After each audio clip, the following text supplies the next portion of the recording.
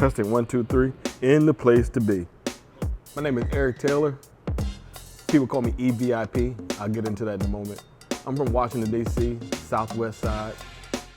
Okay, you ready? Yep. I, Brooklyn D-Berry, got a story to tell. I'm Mustafa Tariq, native Washingtonian from uptown Northwest D.C. I'm a byproduct of Brooklyn and Harlem. Yeah, I'm gonna start the whole story. Y'all just go ahead and edit. Oh yeah, ignore this camera.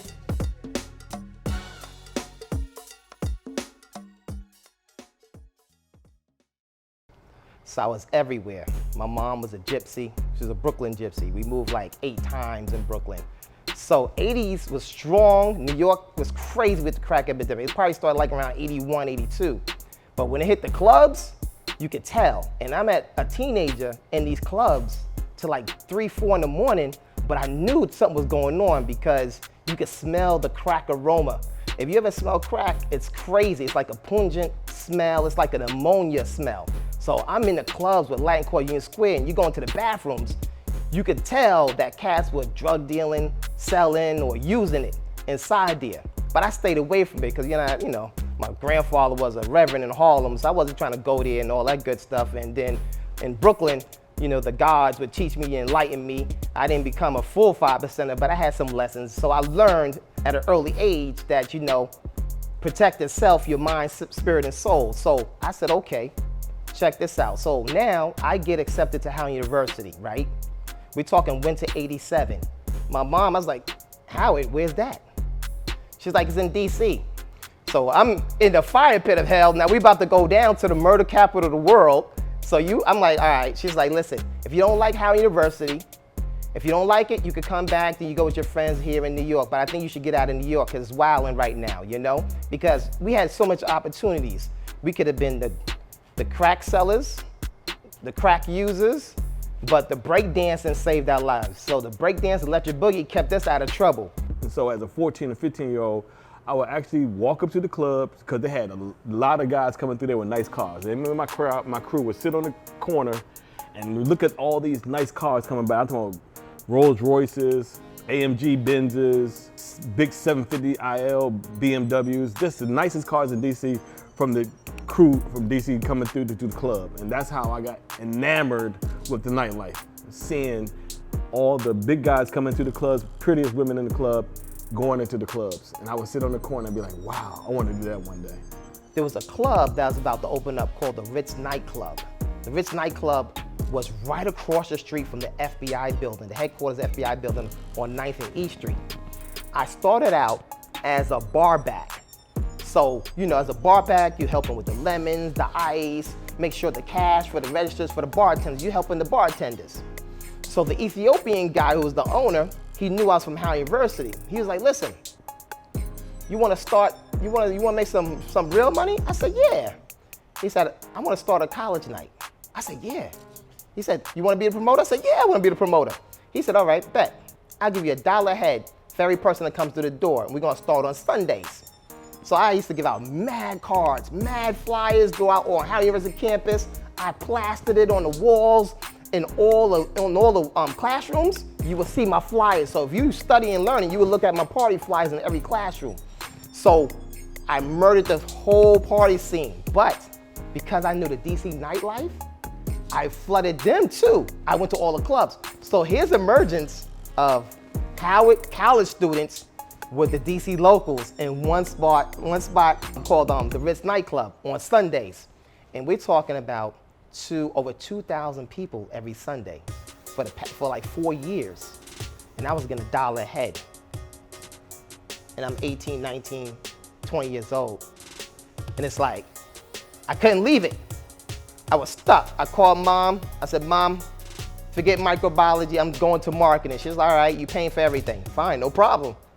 People pay a certain premium to come inside, and the person at the door who's at the door collecting that money makes a lot of money. So if it was $5 and you had 1,000 people show up, you made $5,000. And that always enamored me, the way people could really just pay and you can count it at the end of the night and have your money. So that was the beginning of me being infatuated with the nightlife and the club business. Pretty soon I left DC and went to college and went down to Norfolk State. And in Norfolk State, believe it or not, we had a go-go band called The Bad Boys. The Bad Boys. Let me just say that twice. So I came down here to DC. So we was going out to the clubs. I went to the clubhouse. There was this cat on there. He was like, I said, yo, he reminded me of Dougie Fresh. The guy said, yo, my name is DC Scorpio and all this other stuff. And the crowd went crazy. And then some go-go Mickey guy and all this other stuff. So I'm looking around at these cats and you know, I'm used to Big Daddy Kane. It's the Kane in the flesh. Of course I'm fresh. You thought I was rotten? Huh, I beg your pardon. I'm thinking that. But now I'm hearing like sardines, hey, and pork and beans. And the crowd is going crazy. I'm looking around. I'm like, oh man, this is crazy. But I fell in love with it because the whole culture, I'm a club head. So if they feeling the vibe, I'm like, yeah, this must be hitting. So this girl comes up to me. She know me from last semester because I was destroying all the parties, dancing. I was the #1 dancer on Howard's campus. So she's like, this is my brother. He just got here. So he came in 47. I said, yeah, what's up? And he looking like Kwame. He had the polka dot shirts, all this stuff. And I was like, yeah, what's up, man? He said, yeah, man, I heard all about you. I want to hang with you, put me on, go to the clubs with you. I said, bet, what's your name? He said, my name is Puffy. I said, Puffy? I said, I like that name, man. I said, all right, come on, let's rock and roll. So Puff, he from Mount Vernon. He was like, yo, I want to roll. So we used to go. I took him to East Side, Chapter 3, RSVP. There was a contest at RSVP. It was for $1,000. So his man, him named Obadiah from Mount Vernon, he was also went to school. So we won the competition. So we used to go different clubs and get the money for the dance competition. That's how we made our money. So I'm on campus, I'm already murdering it, killing the campus with crazy flies and everything. So I don't know who, maybe it was a guy named Mike. So Mike pulls up with Eric and he says, yo, this is my fam or cousin or something. He's like, yo, he just got out of jail, but he's on campus now. So in my head, I'm like, oh, he just got out of jail, he on campus. How you get on campus? So not knowing he from DC.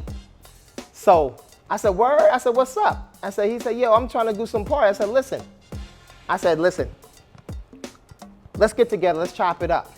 I liked Eric's style, he was mad cool. And he said, yo, I got some stories to tell you too, how I met Puff back in the days. Because he knew that Puff was my man, but he met Puff on a different situation because Eric used to throw these parties too. I didn't know who he was, but he used to throw all the other clubs, but he went outside of DC. He would go to Virginia Beach and do his parties and stuff like that. And at the time, he would pay for the Jodeci's, the Mary J. Blige, the Father MCs, all Uptown Records. So Puff was Uptown Records. Puff knew Eric, I didn't know him. So that was the affiliation. And I said, word, you know my man Puff? He said, yeah. Man, he gave me some artists and whatnot. And I was like, word? So I verified that. Puff said, yeah, yo, that's the cat, it's real. I said, oh, okay. I said, so what's up? I started wanting to get into the business, so I started working for this guy named Mark Barnes. And at the time, Mark Barnes wasn't the person he is now. He was still, doing like spot parties like at Spy Club, like at Z Club, all the other places. But then he bought this place called Republic Gardens, and I went to him. I was like, Mark, I really want to know the business, and I want to work for you. He said, no problem. You can work for me. You're gonna have so much work, you're not even gonna understand it. And you know Mark, that he meant that. So I started working for Mark, and during the time working at Republic Gardens, Mark had me doing everything that was involved in the club business, from stocking liquor to picking up flyers to going to the radio station, just everything that you need. It was like an intern. It was like a paid internship from one of the greatest who ever done it. So I had already attempted to do what I did before Mark, but I didn't let him know that. I just kind of accepted my position and learned under one of the best. And during this time, this leads up to me starting this company called eVIP List. During this time, me and Mark used to, on a weekly basis, go see a graphic person, then take the graphics from the graphics person to a printer down in Virginia. The printer would print up a sheet about this big, with flyers on it. He would cut it up. I mean, before he cut it up, I had to pick that pallet up with these sheets of paper, take them from Virginia all the way to Baltimore to get them UV coated. UV coating is when they put like a gloss on top of the flyer, make it shiny. Then when you get them UV coated, you gotta take them, after they dry, you take them back down Virginia and they cut them and they box them up, and then you have 5,000 flyers. We would pick the flyers up, and I would have to take the boxes and go hit the streets. Howard Homecomings, different nightclubs. Where everybody used to be asleep, I used to go to the clubs till like 4 or 5 in the morning on the let out and hand out flyers all day long. You know what I'm saying? And people just throwing it on the floor or whatever. But I see them in the club. Like, I remember you. I'm not letting you in because you threw my flyer. Nah, I wouldn't do that. But I'd be like, yeah, I remember you. Get in the back of the line. And so one time, this one blew my mind. We had a party at Republic Gardens, and we had a crew called Urban Hang Sweep. And they did a party, but me and Mark didn't see no flyers. So I was curious. I said to him, this is like 1998. I said, how did y'all do a party with no flyers? They said, we hit them with our email list. And at the time, the internet and the email were brand new. Nobody even knew it existed. I said, what do you mean you hit the email list? He said, yeah. You know, he showed me, he said, I work for the government, so all these people, and he showed me a list, .gov, were government people. I said, oh yeah? So from that day forward, I started collecting email addresses, just collecting email. Girls that come to the club, guys come to the club, I sat at the front door, wrote them down. I paid people to collect email addresses, drop your card in this box, collect email addresses. Now I go home at late at night and type all these email addresses up and put them into my database. And then one day Mark said to me, hey, you got an email list, right? He said, I tell you what, for everybody that comes in with your flyer, I'll give you $3. Now people know Mark Barnes was tight. So when he said $3 to me, I was like, oh, bet. So the first Friday we did a party, I had 400 people show up. So that was $1,200. And he went down to the basement and paid me, paid me like it was. So every email I sent to myself equals money.